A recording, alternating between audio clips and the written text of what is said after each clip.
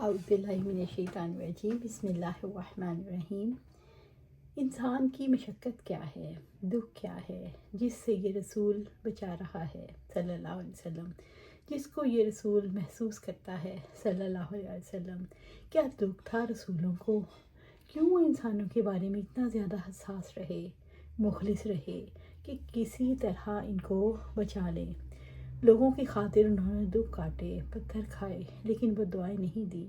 انہوں نے گالیاں سہیں، طعنے برداشت کیے، اپنے خلاف ہونے والی قتل کی سازشوں کو برداشت کیا۔ جیسے ہم نے مرد مومن کے بارے میں پڑھا، اس کو قتل کر دیا گیا، لیکن اخلاص کتنا ہے، خیر خواہی ختم نہیں ہوئی، بس یہی چاہتا ہے کہ میری قوم کو صحیح بات پتہ چل جائے تاکہ وہ بچ جائیں۔ سوال یہ پیدا ہوتا ہے، رسول کس چیز سے بچانا چاہتے ہیں؟ کیا سمجھانا چاہتے ہیں انسانوں کو؟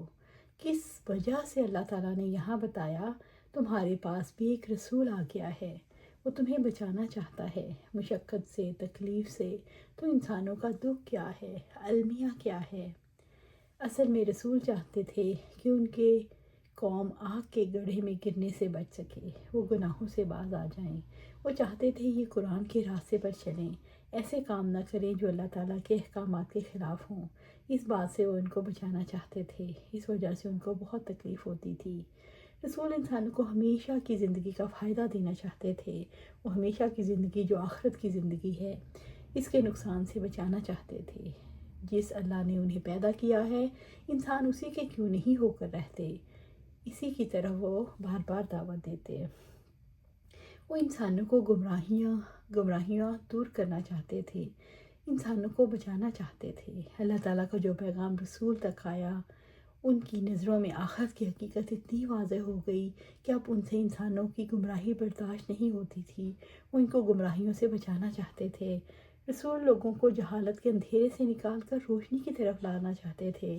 رسول انسانوں کو ان کا مقصد زندگی بتانا چاہتے تھے، انہیں دوزخ کی آگ سے بچانا چاہتے تھے۔ دین کو قبول نہ کرنے کی وجہ سے انسان جن تہمات، مشکلات میں پڑ جاتے ہیں، رسول ان مشکلات سے بچانا چاہتے تھے۔ دین تو ایک طریقہ زندگی ہے، اور وہ یہ چاہتے تھے کہ انسان دین کو قبول کر لیں تو ان کی زندگی آسان ہو جائے۔ رسول انسان کو آگ سے بچانا چاہتے تھے۔ رسول چاہتے تھے لوگ در بدر پھرنے کی بجائے ایک اللہ کی پہچان حاصل کر لیں، انسان دنیا میں گم نہ ہو جائیں، آخرت کی فکر کریں۔ جس طرح ہمیں علم ملا ہے تو اب ہمارا جی چاہتا ہے اپنے گھر والوں کو بتائیں، اور وہ نہیں مانتے تو ہمیں بہت تکلیف ہوتی ہے۔ اسی طرح رسولوں کو یقین آ گیا تھا، ان کو پتہ چل گیا تھا اگر یہ لوگ بات نہیں مانیں گے تو دوزخ میں چلے جائیں گے، اسی لیے وہ دوسروں کو آگ سے بچانا چاہتے تھے، انسان کی صلاحیتوں کو ضائع ہونے سے بچانا چاہتے تھے۔ انسان اپنی طرف سے ہٹتا ہے، مشکلات میں مبتلا ہوتا ہے اور شیطان کے چنگل میں جا پھنستا ہے، تو رسول اسی سے بچانا چاہتے تھے۔ انسانوں کو انسانیت کا مقام دکھانا چاہتے تھے، اللہ کے نزدیک اس کا کیا مقام ہے۔ انسانوں کی سب سے بڑی مشقت انسانوں کی غلامی ہے، رسول انہیں انسانوں کی غلامی سے نکال کر اللہ سبحانہ تعالیٰ کی غلامی کے تحت لے کر آنا چاہتے تھے۔ رسولوں کو پتہ چل گیا تھا یہ دنیا بہت چھوٹی ہے، اسے بہت جلد ختم ہو جانا ہے، اور ہمیشہ کی زندگی آخرت کی زندگی ہے۔ رسول انسانوں کو یہی پہچان دلانا چاہتے تھے، کیونکہ انہوں نے اپنی آنکھوں سے جہنم کو دیکھا تھا، انہیں اندازہ تھا یہ کہاں جا رہے ہیں۔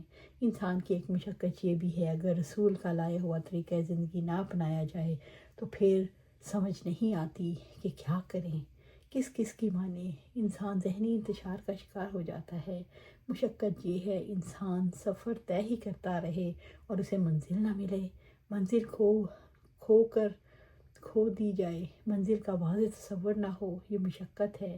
سورۃ بلد میں اللہ سبحانہ تعالیٰ نے فرمایا، لا اقسم بهذا البلد وانت حل بهذا البلد ووالد وما ولد لقد خلقنا الانسان فی کبد۔ نہیں، میں قسم کھاتا ہوں اس شہر مکہ کی، اور حال یہ ہے کہ اے نبی صلی اللہ علیہ وآلہ وسلم، اس شہر میں تم کو حلال کر لیا گیا ہے، اور قسم کھاتا ہوں باپ یعنی آدم علیہ السلام کی اور اس اولاد کی جو اس سے پیدا ہوئی، در حقیقت ہم نے انسان کو مشقت میں پیدا کیا۔ مشقت میں تو انسان ہے، وہ جو بھی کرے گا ہونا مشقت ہی سے ہے۔ پھر اللہ تعالیٰ نے فرمایا، عزیز علیہ ما عنتم، تمہاری مشقت میں پڑنا اس کو شاق گزرا۔ اللہ تعالیٰ فرماتے ہیں میں نے مشقت میں تمہیں پیدا کیا اور آپ صلی اللہ علیہ وسلم کو مشقت میں پڑنا شاق ہے۔ تو یہ دو باتیں آپس میں کیا مطابقت رکھتی ہیں؟ اب عمومی بات نہیں ہوگی، اب ہم نے اس کا ربط جوڑنا ہے، رابطہ جوڑنا ہے۔ اللہ تعالیٰ نے مشقت میں پیدا کیا اور رسول صلی اللہ علیہ وسلم کو مشقت کہاں گزرتی ہے۔ ہم زندگی کے مراحل سٹیپس کے حوالے سے دیکھتے ہیں انسان کہاں کہاں مشقت کاٹتا ہے۔ جب پیدا ہوتا ہے تھوڑا بڑا ہوتا ہے، جب ذمہ دار نہیں ہوتا، پھر جب ذمہ دار بن جاتا ہے، کہیں اس کی ذاتی زندگی ہے یعنی انفرادی زندگی کا سفر، کہیں اس کے جذبے اور خواہشات جو زندگی کے ہر میدان میں اس کے ساتھ ساتھ رہتے ہیں، کہیں اس کے خلق کا معاملہ، کہیں اس کے ساتھ تعلقات کا معاملہ، کہیں کمانا کہیں خرچ کرنا، یہ مشقت کیسی ہے؟ کل بھی انسان مشقت اٹھا رہا تھا اور مشقت اس کے لیے آج بھی ہے۔ اللہ تعالیٰ نے اسے مشقت میں ڈالا اور اس نے اپنے رسولوں کے ذریعے اسے مشقت سے نکالا۔ تو ہم اس کو تھیوریٹیکل بھی دیکھیں گے، آپ صلی اللہ علیہ وسلم کی طرز زندگی سے، عملی اعتبار سے بھی کہ آپ صلی اللہ علیہ وسلم خود کیسے مشقت سے نکلے تھے، یوں ہمارے لیے سمجھنا آسان ہو جائے گا۔ ہماری کون سی مشقت آپ صلی اللہ علیہ وسلم کو ناگوار تھی، آپ صلی اللہ علیہ وسلم مشقت سے کیسے نکلے۔ سورۃ علم نشرح میں اس کا تذکرہ ہے۔ رب العزت فرماتے ہیں علم نشرح لک صدرک، کیا ہم نے آپ صلی اللہ علیہ وسلم کا سینہ کھول نہیں دیا؟ پہلی مشقت کیا ہے؟ سینے کا بند ہو جانا، ضیق صدر۔ ایسے ہی یہ سینہ نہیں کھلا تھا، آپ صلی اللہ علیہ وسلم مشقت میں مبتلا تھے، پھر سینہ کہاں جا کے کھلا، کیسے کھلا، یہ ہم دیکھیں گے۔ لیکن پہلا پوائنٹ نوٹ کر لیں، اور یہی کرنے کا کام ہے جو آپ صلی اللہ علیہ وسلم کے راستے پر چلنے والا ہے، اس نے یہی کام کرنا ہے۔ اللہ تعالیٰ فرماتے ہیں علم نشرح لک صدرک، کیا ہم نے آپ صلی اللہ علیہ وسلم کے لیے آپ صلی اللہ علیہ وسلم کا سینہ کھول نہیں دیا؟